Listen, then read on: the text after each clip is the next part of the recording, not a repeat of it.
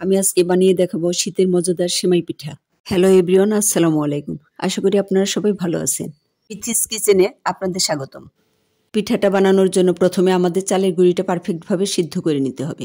চুলাতে একটি হাঁড়ি দিয়ে 2 কাপ পরিমাণ পানি ফুটিয়ে নিয়েছি। এবার ফুটন্ত গরম পানিতে চা চামচের 1/4 কাপ লবণ দিয়ে দিয়েছি।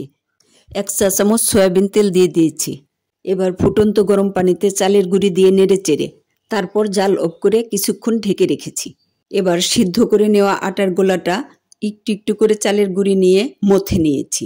এবার অল্প একটু একটু করে আটা নিয়ে লম্বা রশির মতো বানিয়ে নিয়েছি। আপনাদের বোঝার সুবিধার্থে আমি যেগুলোকে রশি বলছি এগুলোকে আমাদের আঞ্চলিক ভাষায় আমরা নর বলে থাকি।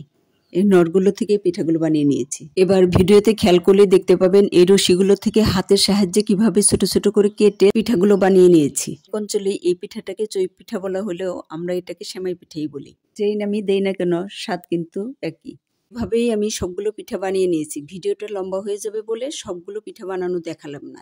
আমার সবগুলো পিঠা বানানো হয়ে গেছে। এবার চুলাতে একটি হাঁড়ি বসিয়ে দিয়েছি।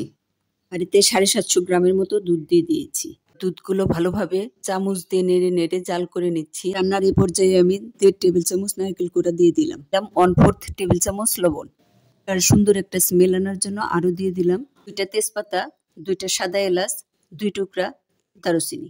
দুধটা জাল করে আমি 1/2 লিটার বানিয়ে নিয়েছি। এবার আমি একটু একটু করে পিঠা দিচ্ছি আর চামচ দিয়ে ধীরে ধীরে নেড়ে দিচ্ছি যাতে তলানিতে পিঠাটা না লেগে যায়।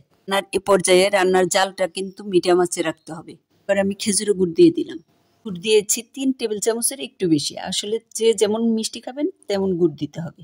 আসলে মিডিয়াম ধরনের মিষ্টি খাই, সেই জন্য অতিরিক্তও দিলাম না আবার কমও দিলাম না। এবার গুড় দেওয়ার পর আমি চামচ দিয়ে আলতো করে নেড়ে নেড়ে এটা আমি 5-6 মিনিটের মতো রান্না করে নিয়েছি। এটা আমি একটু টেস্ট করে দেখলাম, দারুণ মজা হয়েছে। আমার রান্নাটা যদি আপনাদের ভালো লেগে থাকে তাহলে আমার চ্যানেলটা সাবস্ক্রাইব করে পাশে থাকবেন।